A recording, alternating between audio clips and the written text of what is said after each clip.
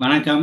Welcome to the shine your maths by shine your mind. இந்த சேனல்ல நாம உங்களுக்கு பிடிச்ச மாதிரியான வாழ்க்கையை அமைச்சுக்க முடியும். அதுக்கு உங்களுடைய மனதை மாற்றி கட்டமைப்பதன் மூலமா அப்படின்னு நம்ம பார்த்துட்டு இருந்தோம். அதுக்கு பேசிக்கான தகவல்களா பேசிக் சயின்ஸு, பேசிக் எவிடன்ஸு இதெல்லாம் தேவை இல்லைங்களா? ஸோ அந்த நாலேஜ் பேஸுக்கு வேணுன்றதுனால ஹெல்த் எப்படி வேலை செய்யுது, நம்மளுடைய உடல் பாகங்கள் எப்படி வேலை செய்யுது, நம்மளுடைய மூளை எப்படி வேலை செய்யுது, நம்மளுடைய உடலும் உணர்வும் ஒருங்கிணைத்து எப்படியெல்லாம் ஹார்மோனல் இன்டெலிஜென்ஸ் வந்து நம்ம உடலுக்குள்ள ஒர்க் பண்ணுது அப்படின்றத பத்தி நிறைய நம்ம பார்த்துட்டு இருக்கோம். அது எல்லாத்தையும் ஒருங்கிணைக்கிற ஒரு மிஷின் டூல் வேணும் இல்லைங்களா? அதுக்கு நிறைய பயிற்சி திட்டங்களையும் பார்த்துட்டு வந்துகிட்டு இருக்கோம். என்எல்பி ஆகட்டும், இல்லை சிபிடி ஆகட்டும், டிரான்சாக்ஷனல் அனாலிசிஸ் ஆகட்டும், லோகோ தெரப்பி நிறைய பார்த்துட்டு வந்துட்டோம். லாஸ்ட் டைம் வந்து ரொம்ப பியூட்டிஃபுல்லான விஷயம் வந்து மைண்ட்ஃபுல்னஸ் தெரப்பி அப்படின்னு பார்த்துருந்தோம். அதில் பாடி ஸ்கேன் மெத்தட்லாம் பார்த்துருந்தோம்.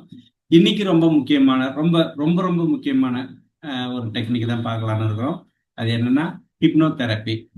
ஸோ ஹிப்னோ தெரப்பி அப்படின்னாலே அது நிறைய சினிமா மூவிஸ்லேயோ இல்லை சீரியல்லையோ இல்லை பேச்சு வழக்குகள்லையோ வந்து அதை பற்றின நிறைய கட்டுக்கதைகள் இருக்கு. அதை பற்றின என்ன சொல்றது மேலோட்டமான அதனோட பெனிஃபிட், எக்ஸாக்ட் பெனிஃபிட் என்ன அப்படின்னு தெரியாத அந்த நிலையும் இருக்கு. அதே சமயத்துல அதை மிஸ்யூஸ் பண்ற மாதிரியான ஒரு சூழ்நிலைக்கு ஒருத்தரை வந்து ஹிப்னோடைஸ் பண்ணி என்ன வேணாலும் சாதிச்சிடலாம், அவங்க கிட்ட இருக்கிற பணத்தை பிடிங்கிடலாம், ஒரு பெண்ணை வந்து என்ன சொல்றது கவனத்தை திசை திருப்பி நமக்கு அடிமையா வச்சுக்கலாம். ஸோ அந்த மாதிரிலாம் நிறைய கட்டுக்கதைகள் இருக்கு. ஸோ ஹிப்னாசிஸ்னா என்ன, அதுக்கு பின்னாடி இருக்கிற சயின்ஸ் என்ன, அது எப்படி ஒர்க் ஆகுது, எக்ஸாக்டா அது என்ன மாதிரிலாம் யூஸ் பண்ணலாம் அப்படின்றத பத்தி இந்த வீடியோல முழுசா பார்க்கலாம் வாங்க. ஷைனிங் அப்படின்னு பார்க்கும்போது ஹிப்னோதெரப்பி வந்து ஒரு முக்கியமான இம்பாக்ட் உருவாக்குதுன்னு சொல்லலாம். ஸோ வணக்கம். ஷைன் யுவர் மைண்ட் பயணத்தின் அடுத்த பருவத்தில் உங்களை வரவேற்கின்றேன். ஏன் அடுத்த பருவம்னா, இது நாள் வரைக்கும் நம்ம நிறைய பிரெயின் பற்றின சயின்ஸு, பார்ட்ஸு, ஹார்மோனல் இன்டெலிஜென்ஸ் பற்றின விஷயங்கள், என்எல்பி, சிபிடி எல்லாமே வந்து தியரிட்டிக்கலாக பார்த்தோம். இது வந்து ஒரு ப்ராக்டிக்கலாக அனுபவ ரீதியாக செயல்படுற ஒரு டெக்னிக்கு. அதனால தான் வந்து இது நெக்ஸ்ட் ஜோன்னு சொல்லலாம். ஸோ இது நம்முடைய மூளையின் மிக ஆழமான பகுதிகளை விரிவாக புரிந்து உங்கள் மனதின் அடித்தட்டில் உள்ள பழைய நிகழ்வுகளை மாற்றி ஒரு புதிய விதமான உங்களை உருவாக்கலாம். இதுவே ஹிப்னோதெரப்பி. ஹிப்னோதெரப்பியை வச்சு இது யூஸ் பண்ணலாம் அப்படின்றது தான். ஆனால் மென்மையான ஆனால் ஆழமான மனதிருத்த நுட்பம். ஏன்னா ஒருத்தவங்களோட மனசை மாத்துறதுன்றதுலாம் அவ்வளோ ஈஸியான விஷயம் கிடையாது. அவங்க அதுக்கு விருப்பப்படணும். மெயினா அவங்க விருப்பம் இல்லாமல் ஒரு விஷயத்த மாத்துறதுலாம் வந்து அவ்வளோ ஈஸியான விஷயம் கிடையாது. ஸோ ஈவன் தோ அவங்க விருப்பப்பட்டாலுமே கூட, ஃபார் எக்ஸாம்பிள் ஒரு செயின் ஸ்மோக்கர் இருக்காங்க, ஆல்கஹாலிக் அடிக்ட் இருக்காங்க, இல்லை வேற ஏதோ ஒரு தவறான பழக்கங்களுக்கு வந்து அடிமையா இருக்காங்க. ஆனா அவங்க அதுல இருந்து மீண்டு வரணும்னு ஆசைப்படுவாங்க. இன்ஃபேக்ட் அதனுடைய பிரச்சனைலாம் என்ன வரும் எதிர்காலத்துல, உடல் ரீதியா என்ன ஆபத்து வரும், உறவுகள் ரீதியா என்ன ஆபத்து வரும், அதெல்லாமே அவங்களுக்கு தெரிஞ்சிருப்பாங்க. இருந்தாலும் அவங்க அதை தொடர்ந்து செஞ்சுட்டே இருப்பாங்க. ஸ்மோக் பண்ணிக்கிட்டே இருப்பாங்க, ஆல்கஹால் எடுத்துக்கிட்டே இருப்பாங்க. டாக்டர் சொல்லியிருப்பாங்க இது செய்யக்கூடாதுன்னு, ஆனா அதை அவங்களால செய்யாம இருக்க முடியாது. ஸோ இந்த மாதிரியான சுச்சுவேஷன்ஸ்ல வந்து அவங்களும் அதை வந்து விடணும்னு நினைப்பாங்க, கட்டுப்பாடாக இருக்கணும்னு ஆசைப்படுவாங்க, ஆனால் முடியாது. ஸோ அவங்களுக்குலாம் வந்து ரொம்ப ரொம்ப ரொம்ப உபயோகமான டெக்னிக் தான் வந்து இந்த ஹிப்னோதெரப்பி. ஏன்னா நான் ஏற்கனவே சொன்ன கட்டுக்கதைகள் என்ன அப்படின்னா, சமூகத்தில் சினிமாவில் ஃபார் எக்ஸாம்பிள் வந்து ஏழாம் அறிவு இந்த மாதிரி நிறைய படம்லாம் பார்க்குறோம். அது மெஸ்மரைசன் ஒரு ஒரு உச்சக்கட்ட நிலைன்னு சொல்லலாம். பட் என்னதான் இருந்தாலும் அதனுடைய அணுகுமுறையில் அவங்களுடைய சப்போர்ட்டு இல்லாம ஒரு விஷயத்தை நம்மளால மாற்றுறதுக்கான வாய்ப்பு 90% கம்மி, 99% இல்லை. அவங்களுக்கும் அதில் விருப்பம் இருக்கணும். அப்படின்னும் போதுதான் அவங்களுடைய ஆழ்மனத்தோட தொடர்பு கொண்டு அவங்களுக்கு தேவையானதை வழங்க முடியும். ஸோ இன்னும் நிறைய விஷயங்கள் இருக்கு. டிஃப்ரெண்ட் ஜேர்னல்ல வந்து இந்த ஹிப்னோதெரப்பி எப்படி யூஸ் பண்றாங்கன்றத அதை பத்தி பார்ப்போம்.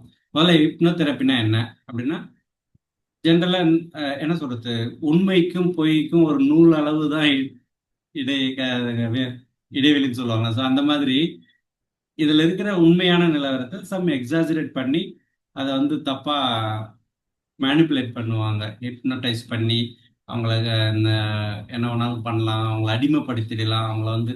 ஸோ அந்த மாதிரிலாம் வந்து பாசிபிலிட்டிஸ் அவ்வளோ ஈஸி கிடையாது. ஏன்னா நான் தான் சொல்லிட்டேன் ஒரே வார்த்தை, அவங்களுக்கு சம்மதம் இருக்கணும். அப்படி இருந்தால் மட்டும்தான் அதெல்லாம் நம்ம எது வந்தாலும் யோசிக்க முடியும். ஸோ என்ன சொல்ல வரேன்னா, ஹிப்னடைஸ்னா ஜஸ்ட் ஒரு அப்படி ஃப்ரீஸ் பண்ணிட முடியாது யாரையும். ஸோ அது வந்து ஹை லெவல், இன்ஃபேக்ட் ஹை லெவல்னா ஒரு விழிப்புணர்வு நிலைன்னு தான் சொல்லுவாங்க. ஏன்னா வெளிமனதுல வந்து நம்ம பதட்டம் கஷ்டம்னு இருக்கும்போது அவசரத்துல கையை விட்டு அண்டால கூட நுழையாதுன்னு சொல்லுவாங்கல்ல. ஸோ அந்த மாதிரி ஒரு பதட்டமான குழப்பமான நிலையில இருக்கும்போது ஆழ்மனம் ரொம்ப தெளிவா இருக்கும். கடல் வந்து எப்பயுமே மேல அலை அடிச்சுக்கிட்டே இருக்கும் இல்லையா? ஆனா அடி ஆழ ஆழ ஆழம் போக அப்படியே அமைதியா இருக்கும்ல. கடலின் ஆழம் போல மனதின் ஆழமும் அவ்வளவு அமைதியா உள்ளுக்குள்ள இருக்கும். ஆனா மேல கடல்ல எதுவுமே நீ வந்து பார்க்க முடியாது. ஆனா உள்ளுக்குள்ள எவ்வளவோ உயிரினங்கள் இருக்கும், எவ்வளவோ டிஃப்ரெண்ட் டிஃப்ரெண்ட் எமோஷன்ஸோட பெரிய பெரிய உயிரினங்களா இருக்கும். திமிங்கலத்துல எவ்வளோ பெரிய விஷயங்கள்லாம் அடங்கி கிடக்கும். ஆனா வெளியில வந்து வெறும் அலை மட்டும்தான் அடிச்சுக்கிட்டு இருக்கும். ஸோ அந்த மாதிரி தான் நம்மளோட வெளிமனம் வந்து அப்போதைய நிகழ்வுகளுக்கு தகுந்த மாதிரியான எல்லா விஷயங்களையும் டிசிஷன் எடுக்கிறது, ரியாக்ட் பண்றது, என்னென்ன பண்ணணும், எங்க போகணுன்றது வந்து கால்குலேட்டிவ் மைண்ட்லாம் வந்து வெளிமனதுல வேலை செய்யும். ஆனா ஆழ்மனதுல பார்த்தீங்கன்னா ஒரு அது தொடவே முடியாத அளவுக்கு இருக்கும். ஃபேக்ட். கடல்னா அதுவும் ஆழ்கடலும் சேர்ந்தது தானே கடல். ஸோ அதனுடைய மகத்துவம் நமக்கு தெரியாம வெறும் காலில் வந்து தட்டிட்டு போற தண்ணி கடல் அலை தான் அது பெரும் கடல்னு நாம நினைச்சுக்கிட்டு இருக்கோம். ஸோ அது மாதிரி தான் மனமும் கூட. நாம என்னெல்லாம் சுத்தி யோசிச்சுட்டு இருக்கிறோமோ அது மட்டும்தான் மனசு, அதுதான் நம்ம வாழ்க்கை, அதுதான் நம்ம விதி, அதுதான் அவ்வளவுதான் அப்படின்னு நினைச்சிட்டு இருக்கோம். அது கிடையாது. உங்களோட ஆழ்மனம் ஆழ்கடலை மாதிரி ரொம்ப பெருசு. அதுக்குள்ள நீங்க போகும்போது உங்களுடைய அபரிமிதமான சக்தி, அது வந்து ஆல்மோஸ்ட் ஒரு கடவுளுக்கு இணையான சக்தின்னு சொல்லலாம். உள்ளுணர்வு ஒவ்வொருத்தவங்களோட அது பிரபஞ்சத்தோட கனெக்ட் பண்ற அது ஒரு மிகப்பெரிய சப்ஜெக்ட். ஸோ அதை அப்புறமா பார்க்கலாம் கிளாஸ்ல. பட் ஹிப்னோதெரப்பின்றது வந்து அது ஒருத்தவங்களை அப்படியே பண்ணிட முடியாது எதுவும். அவங்களையும் விழிப்புணர்வு நிலைக்கு கொண்டு வந்து அவங்களுக்கு அது தேவைன்ற பட்சத்துல மட்டும்தான் நம்ம ஹிப்னடைஸ் பண்ண முடியும். ஸோ ஹிப்னாசிசம்ன்றது வந்து அதிகபட்ச விழிப்புணர்வு நிலையை சார்ந்தது. என்னதான் வெளிமனம் வந்து சும்மா ஆக்டிவா இருந்தாலும் உள்மனதுக்கு ஒன்றும் தெரியாது அப்படிலாம் கிடையவே கிடையாது. உள்மனம் தான் ஹையஸ்ட் விழிப்புணர்வு நிலையில இருக்கிற கண்டிஷன்.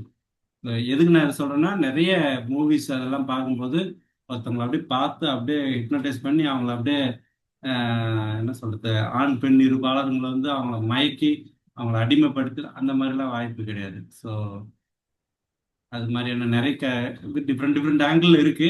அதான் சொல்றேன், பொய்க்கும் உண்மைக்கும் ஒரு நூல் அளவு தான் இடைவெளின்றதுனால கொஞ்சம் எக்ஸாஜரேட் பண்ணா கூட உண்மைத்தன்மை வேற மாதிரி மாறிடும். அது வந்து தவிர்க்க முடியாததுதான் சொசைட்டில. பட் ஹிப்னாட்டிசேஷன்ன்றதுக்கு பின்னாடி இருக்கிற சயின்ஸ் எல்லாம் இதுதான்.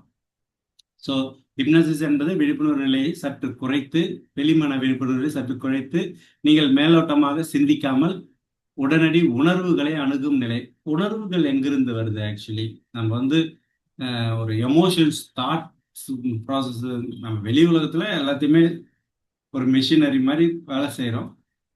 எமோஷன் வந்து உள்ளிருந்து தான் வரும். ஸோ அந்த எமோஷனை வந்து நம்ம சீர்படுத்தணும் அப்படின்னா ஆழ் மனசுக்கு போகணும் அப்படின்றத சொல்றது உள்ளுணர்வு மனம். இந்த நிலையில் சப்கான்சியஸ் மைண்ட் உங்கள் பழக்கங்கள், பயங்கள், விருப்பங்கள் நிரம்பிய பகுதிக்கு நேரடியாக சென்று மாற்றங்களை ஏற்படுத்த முடியும். பிரச்சனைகளுக்கு தீர்வு. இதன் மூலம் childhood drama, negative belief systems, addiction, insomnia, self doubt இதெல்லாம் வந்து உங்களுக்கு கிளாரிபிகேஷன் தர முடியும் இந்த டெக்னிக் உபயோகப்படுத்தி. உங்கள் மூளை இந்த வேலையில் என்னென்ன செய்கிறது அப்படின்னு பார்க்கும்போது ப்ரீஃப்ரான்டல் கார்டெக்ஸ், பிஎஃப்சி, இது வந்து என்னன்னா நம்ம நெற்றி பகுதி இருக்குங்களா, மூளையோட முன்பகுதியெல்லாம் வந்து ப்ரீஃப்ரான்டல் கார்டெக்ஸ்ன்னு சொல்லுவாங்க. இது வந்து என்ன சொல்றது, ஒரு தேர்ட் ஐ சக்கராலாம் இருக்கிற இடம் வந்து இது ஃபோக்கஸ் பண்றது. நம்ம வந்து அன்றாட நிகழ்வுகள், நம்மளை சுற்றி நடக்கிற வேலைகள், இதுக்கெல்லாம் வந்து ரொம்ப இம்பார்ட்டண்டான பகுதியை வந்து டிசிஷன் மேக்கிங் எல்லாமே எடுக்கிறது வந்து ப்ரீஃப்ரான்டல் கார்டெக்ஸ் பகுதி தான். ஸோ இந்த இடத்துல வந்து ஒரு சமாதானத்தை, ஒரு சமநிலையை கொண்டு வரும் ஹிப்னாட்டிக் டெக்னிக் யூஸ் பண்ணும்போது. அடுத்தது அமிக்டலா. நான் வந்து இந்த பகுதியெல்லாம் வந்து பிரெயின் பார்ட்ஸ் பத்தி நம்ம பார்க்கும்போது அந்த வீடியோலாம் பார்த்துருந்தீங்கன்னா உங்களுக்கு ரொம்ப ஈஸியா புரியும். ஸோ அமிக்டலான்றது வந்து என்னன்னா உங்களுடைய ஒரு எமோஷனல் ஒரு பண்டில் ஆஃப் எமோஷன் இந்த ஜோன் இந்த பிரெயின். ஸோ நிறைய நான் என்னோட வீடியோலாம் பார்த்துருந்தீங்கன்னா தெரிஞ்சிருக்கும். அமிக்டலாவுக்கு மட்டும் ரொம்ப ரொம்ப இம்பார்ட்டன்ஸ் கொடுத்துருந்துருப்பேன். ஏன்னா அதுதான் உங்களுடைய ஆட்டிடியூடு, மைண்ட் செட்டு, மூடு இதெல்லாம் வந்து டிசைட் பண்ற இடமா இருக்கும். ஸோ இயல்பாகவே ஒருத்தங்க எப்போ பார்த்தாலும் சோர்வாகவே இருப்பாங்க. ஒரு மாதிரி சோர்வா இருந்தாதான் அவங்களுக்கு பிடிக்குமே. அந்த மாதிரியான ஏன் அப்படி சொல்றேன்னா நானே அப்படி இருந்திருக்கேன். சில நேரத்துல தன்னறியாம ரொம்ப ஹாப்பினஸ் ஆயிடுவாங்க. ஸோ இந்த மூட் ஸ்விங்ஸ் எல்லாம் இதுக்கெல்லாம் வர்றதுக்கான காரணம் இது மிகப்பெரிய ரோல் பண்ற இடம் அது. ஸோ பிரெயின்ல இருக்குல்ல ஒரு பார்ட் இதை வந்து நாம நேரடியா ஹிப்னட்டிஸ் பண்றது மூலம் அணுகலாம் அப்படின்றத சொல்ல வராங்க. அண்ட் இன்சுலா இன்ட்ராசெப்ஷன் இது என்ன சொல்றது, உடலின் உள்ளே ஏற்படும் மாற்றங்களை உணரும் புள்ளி. இது இந்த பயிற்சி ரொம்ப முக்கிய பங்கு வகிக்கிறது. அதாவது தானியங்கி விஷயம்லாம் நடக்குது இல்லைங்களா? யூரின் யூரினரி பிளாடர் ஃபுல் ஆயிடுச்சுனாக்கா யூரின் போகணுன்ற ஒரு ஃபீல் வருது. ஸோ இந்த மாதிரியான ஒரு உடலுக்குள்ள நடக்கிற ஒரு யதார்த்தமான உணர்வுகள் எல்லாத்தையுமே வந்து இந்த போர்ஷன் தான் வந்து ரெஸ்பான்ஸ் எடுத்துக்குது. ஸோ இந்த இடத்தையுமே வந்து நம்மளால ஹிப்னாட்டிசிஸ் மூலம் அணுக முடியும் அப்படின்றத சொல்ல பேராசிம்பத்தட்டிக் நர்வஸ் சிஸ்டத்தை வந்து ட்ரிகர் பண்ணுது. சிம்பத்தட்டிக் நர்வஸ் சிஸ்டம் ட்ரிகர் பண்ண என்ன ஆகும்? பதட்டம், டென்ஷன், குழப்பம், பயங்கரமான ஒரு அட்ரினலின், கார்டிசோல் இதெல்லாம் வந்து ஹார்மோன்ஸ் வந்து இம்பாக்ட் அதிகமாகி பதட்டமான நிலைக்கு தள்ளப்படும். அதே பேராசிம்பத்தட்டிக் நிலம்னா நர்வஸ் சிஸ்டம்னா அமைதி, தெளிவு, நம்பிக்கை போன்ற நிலைகளை உருவாக்கும் அமைப்பு இயக்கத்தில் வருகிறது. செட்டில்டு மைண்ட் செட்டில் இருக்கும். ரொம்ப அமைதியா காமா அப்படியே ஒரு மெடிடேஷன் தியானம் பண்ற அளவுக்கு ரொம்ப அமைதியா ஒரு நிலையை உருவாக்குற ஒரு நர்வஸ் சிஸ்டம் தான் பேராசிம்பத்தட்டிக் நர்வஸ் சிஸ்டம். ஸோ இந்த 4 ஏரியாவில் வந்து நம்ம ஹிப்னசிஸ் பண்ணும்போது ஒர்க் ஆகும். அடுத்ததா ஹார்மோன்கள் வந்து அதனோட ஹார்மோனல் இன்டெலிஜென்ஸ் என்ன சொல்லுது.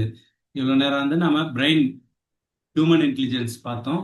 அடுத்தது இதுவும் ஹியூமனுக்குள்ளதான் இருக்கு, ஹார்மோனல் இன்டெலிஜென்ஸ் பார்க்குறோம். ஸோ ஹிப்னசிஸ் செய்யும்போது கார்டிசோல் குறைந்து, கார்டிசோலுக்கு என்ன ஸ்ட்ரெஸ் ஹார்மோன் இல்லைங்களா? கார்டிசோல் குறைந்து டோபமைன், செரட்டோனின், ஆக்சிடோசின் இதெல்லாம் வந்து ஹாப்பி ஹார்மோன்ஸ். ஸோ இதெல்லாம் வந்து அதிகரிக்குது. யூஸ்வலாகவே வந்து ஆழ் மனசை நீங்க ஒரு விதமா அன்பா அணுகும்போது ஆட்டோமேட்டிக்காக ஹாப்பினஸ், ஆனந்தம்லாம் வந்து ஸ்ப்ரெட் ஆக ஆரம்பிச்சிடும். உடல் ஃபுல்லாகவே ஹார்மோன் வந்து அதிகமாக சுரக்க ஆரம்பிச்சிடும். இந்த ஹார்மோன்கள் மனநிலையை மாற்றும் வல்லமை கொண்டவை. நீங்கள் தானாகவே நிம்மதியாகவும் நம்பிக்கையுடனும் இருக்கிற மாதிரி அமையும்.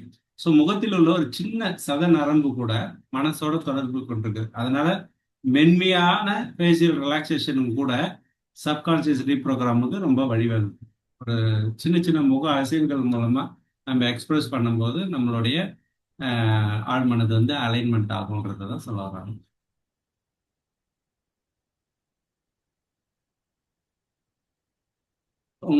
உங்களை மாற்றம் 8 விதமான ஹெப்னோதெரப்பி நுட்பங்கள், அதாவது ப்ரொக்ரெசிவ் ரிலாக்ஸேஷன் இருக்கு, டைம்லைன் ரெக்ரெஷன் இருக்கு, பார்ட் தெரப்பி இருக்கு, பார்ட்ஸ் தெரப்பி, ஃபியூச்சர் பேசிங் இருக்கு, டைரக்ட் சஜஷன் ஹிப்னாசிஸ் இருக்கு, ஈகோ ஸ்ட்ரென்த்னிங் ஹிப்னாசிஸ் இருக்கு, ஏஜ் ரிக்ரெஷன் ஹிப்னாசிஸ் இருக்கு, ஸ்விஷ் பேட்டர்ன் இது வந்து என்எல்பியில் வந்து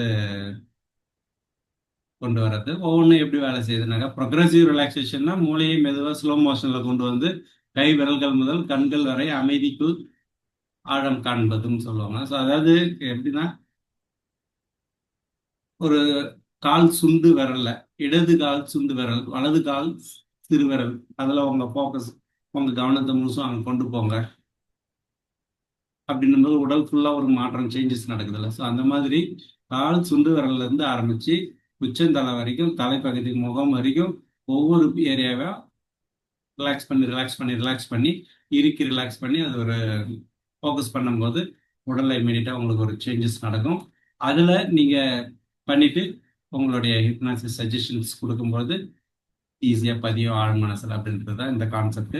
அடுத்தது டைம்லைன் தெரப்பி வந்து கடந்த கால நிகழ்வுகளுக்கு திரும்ப சென்று அதன் புதிய அர்த்தங்களை பதிக்கும். உங்களுடைய சைல்ட்ஹுட்ல இருந்து என்னென்னலாம் நீங்க வந்து சாதிச்சிருக்கீங்க, என்னென்னலாம் ரொம்ப அதிகமான துயரத்தை துக்கத்தை சந்திச்சிருக்கீங்க, அதுல உங்களோட மனநிலை எப்படி இருந்தது, இப்போ எப்படி இருக்கு, அவங்களுக்கு நீங்க என்ன சொல்லுவீங்க. ஸோ அந்த மாதிரியான ஒரு சூப்பரான தெரப்பி தான் வந்து டைம்லைன் ரெக்ரெஷன். பார்ட்ஸ் தெரப்பின்றது வந்து உள்ளுக்குள்ள அவங்க அப்சர்வ் பண்ணி எந்த ஏரியாவில் என்ன இருக்கு அதை எப்படி நீங்க வெளியே கொண்டு வரதுன்னு ரிலீஸ் பண்றதுக்காக அது ஒரு கைடட் மெடிடேஷன்ஸ்ல சொல்லுவோம். And future facing, life forward கொண்டு போய் ஒரு 5 வருஷத்துக்கு அப்புறம் நீங்க எப்படி இருப்பீங்க, உங்க சுத்தி என்ன மாதிரியான மாற்றம் நடந்திருக்கும், 10 இயர்ஸுக்கு அப்புறம் எப்படி இருக்கும், 15 இயர்ஸுக்கு அப்புறம் எப்படி இருந்திருக்கும், ஸோ லைஃப் முடியும் போது உங்களுக்கு என்ன மாதிரியான ஒரு அட்மாஸ்பியர்ல இருக்கணும்னு ஆசைப்படுறீங்க அப்படின்றதெல்லாம் விஷுவல் பண்ணி இப்பவே அதை வந்து தூண்டி உங்களுக்கு ஒரு கோல் கிளாரிட்டி, ஒரு மைண்ட் கிளாரிட்டிக்காக அது வந்து உபயோகப்படும். ஸோ டைரக்ட் சஜஷன்றது வந்து பாசிட்டிவ் பிலீவ், ஐடென்டிட்டி, அஃபர்மேஷனை ஆழத்தில் பகிர்ந்தது. அதாவது நீ நல்லவன், உனக்கு நீ திறமையானவன், உனக்கு இந்த விஷயம்லாம் இருக்கு, நான் மிகவும் திறமையானவன் சொல்லிட்டு ஸோ அஃபர்மேஷன் மூலமா அதை வந்து டைரக்டாகவே சஜஸ்ட் பண்றது. ஈகோ ஸ்ட்ரென்த்திங், சுயமரியாதையை மேலே தீர்மானிக்கிறது. இப்போ நீங்க இருக்கிற சுச்சுவேஷனோட வேற மாதிரி நடந்துட்டா உங்களோட சுச்சுவேஷன் என்ன ஆகும், எப்படி சேஞ்ச் ஆகும், உங்களை என்ன சொல்றது, உங்களுக்கான மரியாதை கிடைக்காம போச்சுன்னா உங்க ஃபேமிலிக்கு என்ன. ஸோ அந்த மாதிரி ஈகோ பேஸ் பண்ணி நடத்துகிற ஒரு ஹிப்னாட்டிக் மெத்தடு.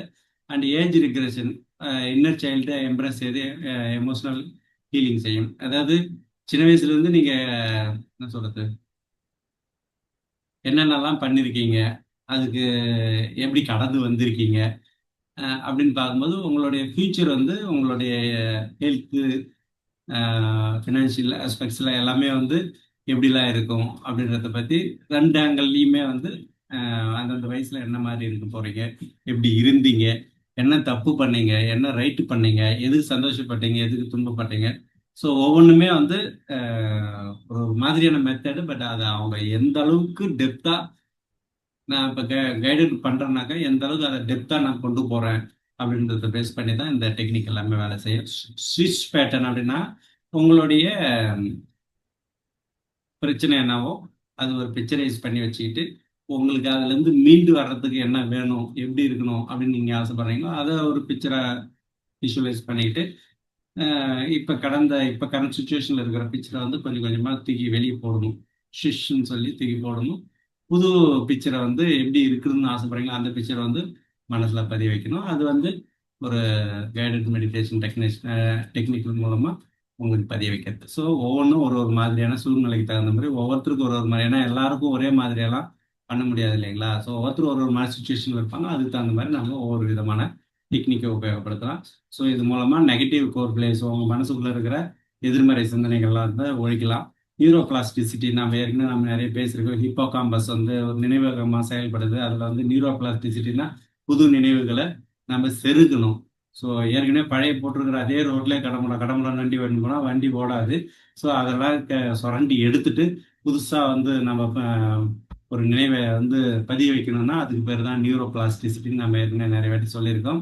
ஸோ உங்களுடைய பிஹேவியல் மாடிஃபிகேஷன் மட்டும் இல்லை, அடையாளமும் கூட வாழ்க்கையில் மாறுறதுக்கான சுச்சுவேஷன் அமைச்சு கொடுக்க முடியும். ஸோ உங்களுடைய மூளை, உடல், ஆன்மா ஒருங்கிணைப்பு. என்னுடைய ஃபைனஸ்ட் இன்டென்ஷன் என்னன்னா இதுதான். ஏன்னா நான் கடந்து வந்த பாதையில மூளை ஒரு பக்கம் யோசிக்கும், உடலுக்கு ஒரு பக்கம் சோர்வா இருக்கும், ஆன்மா ஒரு பக்கம் கதறும். இந்த மாதிரியான ஒரு மல்டிபிள் ஆங்கிள் வந்து நம்மளுடைய வாழ்க்கை சிதறும் பொழுது தான் ஒரு ஒருங்கிணைப்பு இல்லாமல் இரிட்டேட்டாக இருக்கும். ஸோ அதை ஒருங்கிணைக்கும் பொழுது நமக்கு பிடிச்ச மாதிரி இருக்குல்ல, ஜாலியாக வாழலான்றது தான் என்னுடைய தேடுதல். அதை தான் நான் உங்களுக்கு சொல்லணும்னு ஆசைப்பட்றேன். ஹிப்னோதெரப்பி மட்டும் தனியாக வேலை செய்யாது. அதனோட body scan, autogenic relaxation, PMR, progressive muscle relaxation சொல்லியிருந்தேன் இல்லைங்களா, அது பிரெத் ரெகுலேஷன், எமோஷனல் ஜேர்னலிங் ஆகியவற்றை சேரும்பொழுது தான் முழுமையான டிரான்ஸ்ஃபார்மேஷன் ஏற்படும். ஸோ நீங்கள் வெறும் எண்ணங்களை மாற்றவில்லை, உங்களுடைய entire hormonal pattern, facial identity, உங்களுடைய நரம்பியல் மண்டலம், உங்களுடைய சோலோட அர்த்தம், இது எல்லாத்தையுமே மாத்துறீங்க. உங்க பரம்பரை விதி சதி அனைத்தையும் தூக்கி போட்டுட்டு உங்களுக்கு பிடிச்ச மாதிரி உங்க ரூட்ல பைபாஸ்ல போற மாதிரி ஜாலியா போகலாம். இல்ல ஒரு எப்படி வேணுமோ வாழலாம். அதுக்கான ஒரு இதுதான் neuro plasticity. End of the result neuro plasticity தான் கான்செப்ட். அதுக்கு இவ்வளவு தேவைப்படுது. ஒரு நிலா எங்கேயோ இருக்கு இல்லையா? எத்தனை கிலோமீட்டர் தூரத்துக்கு அப்பால நிலா இருக்கு பூமியில இருந்து. ஆனா ஒரு அம்மா திடீர்னு குழந்தை கூட்டு வந்து அழுதுச்சுன்னா அதை நிலா பாரு நிலா பாருன்னு காட்டி சோறு விட்டுறாங்களே, எப்படி நடக்குது? பாசிபிள் இருக்கு. ஸோ அந்த மாதிரி அந்த குழந்தை சாப்பிடணும்னா நிலா வந்து ஊட்ட வேண்டியதா இருக்கு. வழியில போறவங்கலாம் பூச்சிக்காரனா மாறிடுறாங்க. ஸோ என்னமோ ஒண்ணு நம்ப வச்சு அந்த நேரத்துக்கு சாப்பாடு கொடுக்குறாங்க இல்லைங்களா? ஸோ அது வந்து உடல்ல ஏத்த முடியுது இல்லையா? அந்த மாதிரி தான் உங்களுடைய மனநிலையை மாற்றி அமைக்க அமைப்பதற்காக ஏகப்பட்ட டெக்னிக்குகள்லாம் வந்து ஒரு ஒரு முறையமைப்போட செயல்படுத்தும் போது இது நான் இப்னோ தெரப்பி பயிற்சி வந்து நான் 2 படிநிலைகளில் வந்து சர்டிஃபிகேட் வாங்கியிருக்கேன், ஷீல்டு வாங்கியிருக்கேன். நூற்றுக்கணக்கான பேருக்கு நான் வந்து பயிற்சி கொடுத்துருக்கேன். எங்கள் கிராமங்கள் சிட்டி டூர் போன இடத்துல ஏகப்பட்ட இடத்துல நான் வந்து பயிற்சி கொடுத்துருக்கேன். எக்ஸ்ட்ரானரியாக வேலை செய்யும். என்ன ஒன்று, அது திரும்ப கடைப்பிடிக்கணும். ஏன்னா நான் நிறைய பணம் லட்சக்கணக்கில் செலவு பண்ணி நிறைய ஒரு 5-6 வருஷமா பயின்றுகிட்டு இருக்கேன். எல்லா இடத்துலையுமே எங்கேயோ ஒன்று ஏதோ ஒன்று மிஸ் ஆகிட்டே இருக்கு. அது என்ன மிஸ் ஆகுதுன்னு தெரியலன்றதுனால அவங்க வந்து நமக்கு ஏதோ சரியா சொல்லி தரலையோ அப்படின்ற ஒரு ஒரு ஒரு டவுட் இருந்தது. ஆனா ஃபேக்ட் என்னன்னா, ஒரு விஷயத்தினால மட்டுமே எல்லா நேரத்திலையும் கன்சிஸ்டண்டா கொண்டு போக முடியறதில்ல. அதுதான் நான் இது வரைக்கும் பார்த்தது. ஸோ அதனால ஹிப்னோதெரப்பி வேர்ல்டுல one of the best technique. Very effective solution கொடுக்கறதுக்கான ஒரு ஆப்ஷன் இருக்கு. பட் அதை நீங்க எப்படி ஹேண்டில் பண்றீங்க? ஒரு மிஷின் இருக்குன்னா அது ஒர்க் பண்ணும், அவ்வளவுதான். ஆனா அதை எப்படி நீங்க ஒர்க் பண்ண வைக்கிறீங்களா, தூக்கி ஷெட்ல போட்டிருக்கீங்களா, இல்ல ஓட்ட தெரியாம ஓட்டி உடைக்கிறீங்களா இருக்குல்ல. ஸோ அந்த மாதிரி ஹிப்னோதெரப்பின்றது வந்து சும்மா அப்படியே யூஸ் பண்ணிட்டு போயிட்டீங்கன்னா ஒரு நாள் சாப்பிட்டு அப்படியே போயிட்டாலாம் வேலை செய்யாது. தினம் தினம் சாப்பிடணும். சாப்பிட்டா தானே உயிர் வாழ முடியும். ஸோ அந்த மாதிரி அந்த சாப்பாட்டுல எப்படி கொண்டு போறது அப்படின்னு பண்ணும்போது எனக்கு தேவைகள் நிறைய இருந்தது. அதுக்காக தான் நம்ம ஒரு மைண்ட்ஃபுல்னஸ், ஒரு பிரீத்திங் எக்ஸசைஸ், ஒரு ஹிப்னோதெரப்பி, ஒரு காக்னிட்டிவ் பிஹேவியரல் தெரப்பி, என்எல்பி. நான் ஏற்கனவே நிறைய வாட்டி சொல்லியிருக்கேன். என்எல்பிக்கு அடுத்து தான் எல்லாமே இந்த உலகத்துல. என்எல்பி தான் எவரெஸ்ட் சிகரம் அப்படின்னு என்னோட மென்டர் சொல்லுவார். ஹிப்னோதெரப்பிலாம் கூட அதுக்கப்புறம் தான். ஹிப்னோதெரப்பி ஒருத்தங்களுக்கு இருக்கிற ஒரு ஒரு ஒரு உணர்வை வந்து ஹீல் பண்ணலாம், குணப்படுத்தலாம், எதிர்மறை சிந்தனைகளை. பட் என்எல்பின்றது வந்து டோட்டல் லைஃபையே வந்து ஸ்ட்ரக்சர் பண்ணி அவங்க வந்து இந்த உலகத்துக்கே வந்து ஒரு ஒரு 1000 லட்சம் பேரை வந்து அவங்களால சர்வை பண்ண முடியும். சாதாரண ஒரு மனுஷனை தூக்கி அவ்வளோ பெரிய ஆளா மாற்றக்கூடிய ஒரு வாய்ப்பு என்எல்பி டெக்னிக்ல இருக்கு. ஸோ இது எல்லாமே சேர்ந்து வரும்போது தான் நமக்கு வந்து இப்போ ஒரு மளிகை கடைன்னு இருக்குன்னு வச்சுக்கோங்களேன். பொரி கடை அது மட்டும் விற்கிற கடை இருக்கு, ஸ்நாக்ஸ் கடை அது மட்டும் விற்கிற கடை இருக்கு. ஆனால் மளிகை கடைன்னு பார்க்கும்போது ஸ்நாக்ஸ் ஒரு வாரம், பொரி ஒரு வாரம், உப்பு ஒரு வாரம், சீரகம், பிஸ்கெட் எல்லாமே வருது. ஸோ அந்த மாதிரி ஒரு மல்டிபிள் ஆங்கிளில் நம்ம ஒரு ஒரு ரெடி டு சர்வ் சேவை செய்ய ரெடியா இருந்தோம்னா தான் ஒரு மனுஷங்களுக்கு தேவையான அத்தனை விஷயங்களையும் கொடுத்து அவங்கள கம்ஃபர்டபுளா மாற்ற முடியும். அப்படின்றதுனால தான் என்னோட தேடல் வந்து டிஃப்ரெண்ட் வேரியஸ் ஆங்கிளில் வந்து நான் வந்து இவ்வளோ நாள் படிச்சுக்கிட்டு இருக்கேன். பட் ஹிப்னோதெரபின்றது வந்து ஒருத்தவங்களும் தனிப்பட்ட வாழ்க்கை முறையில கண்டிப்பா உபயோகப்படுத்தப்பட வேண்டிய விஷயம். ஏன்னா ஹிப்னோதெரப்பி நான் எப்படி சொல்லுவேன்னா, நம்ம வாழ்க்கைக்கான சாவின்னு சொல்லுவேன். இந்த சாவி நம்ம கையில இருந்தோம்னா நம்ம எப்ப வேணாலும் திறந்து நமக்கு வேண்டியதை எடுத்துக்கலாம். நம்ம பீரோவோட சாவியை வேற யாருக்கிட்டே கொடுத்துட்டு, நம்ம மனசோட நம்ம உடலோட சாவியை, நம்மளோட எண்ணங்களோட சாவியை வேற யாருக்கிட்டே கொடுத்துட்டு நம்ம வந்து எதனா நடக்கும் வாழ்க்கையில நல்லதுன்னு நினைச்சிட்டு இருந்தோம்னாக்கா அது எது ஒன்றாலும் நடந்துடலாம். ஏன்னா உங்க எண்ணத்துக்கு எதுவும் நடக்க போறது கிடையாது.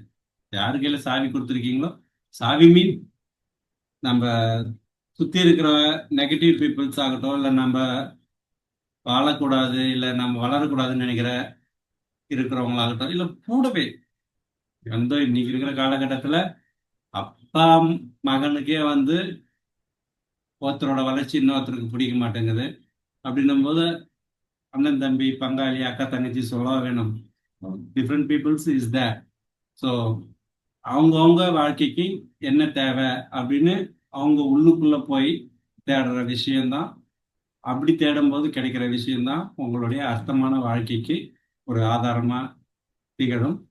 அடுத்த வீடியோல வேற ஒரு டெக்னிக்கோட மீட் பண்றேன். இந்த டெக்னிக் உங்களுக்கு எப்படி பிடிச்சிருந்ததுன்னு சொல்லிட்டு கமெண்ட் பாக்ஸ்ல பதிவிடுங்க. என்னோட சேனலுக்கு சப்போர்ட் பண்ணுங்க, சப்ஸ்கிரைப் பண்ணுங்க. எனக்கு ஒரு படத்துல வருமே, சரி ஓகே, நானே நெகட்டிவா சொல்லுவேன். என் வீடியோல யாரும் பார்க்கவே மாட்டேன்றாங்க. அது நான் ப்ரெசென்ட் பண்ற விதம் பிடிக்கலையா, இல்ல நான் பேசுறது புரியலையா, இல்ல இது பிடிக்கிற மாதிரி எப்படி பேசணும் அப்படின்னு ஏதாவது டிப்ஸ் இருந்தாலும் கமெண்ட்ஸ்ல பதிவிடுங்க. நன்றி.